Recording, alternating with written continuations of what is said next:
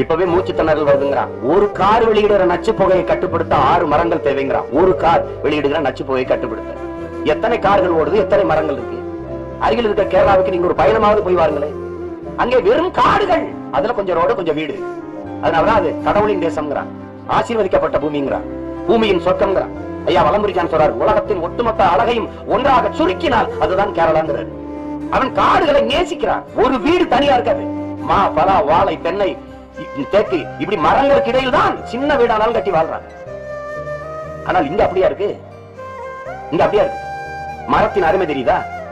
என்ன கொடுமை! ஐயா அப்துல் கலாம் தான் சொல்றாரு, நான் ஒரு அணில் வளர்த்தேன் ஓடி போனது, கிளி வளர்த்தேன் பறந்து போனது, ஒரு மரம் வளர்த்தேன் இரண்டும் திரும்பி வந்தது என்கிற.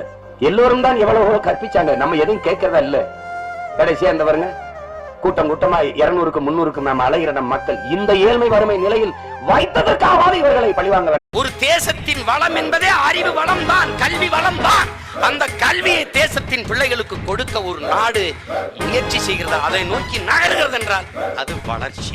உயிரை காக்கும் மருத்துவன் இந்த நாட்டின் முதல் குடிமகனுக்கு என்ன மருத்துவமோ அது கடைகோடி மனிதருக்கும் கிடைக்கும் என்கிற நிலையை உருவாக்குவது தூய சரியான மக்களாட்சி. அதை நோக்கி ஒரு தேசம் நகர்கிறது என்றால் அது வளர்ச்சி. தண்ணீர் உலக உயிர்களின் தேவை, மானுட தேவை மட்டுமல்ல. நீர் என்பது உலகில் இருக்கிற எல்லா உயிர்களுக்குமான உயிர் தேவை. ஆடுக்கு, மாடுக்கு, கோழிக்கு, மண்புழுக்கு, பூச்சிக்கு, வண்டுக்கு, நாய்க்கு, நரிக்கு, பாம்புக்கு, சிட்டுக்கு, காக்கைக்கு, கொக்குக்கு எல்லாவற்றுக்குமான உயிர் தேவை நீர். இதை மனித தேவை என்று பார்த்தவன் எவன்?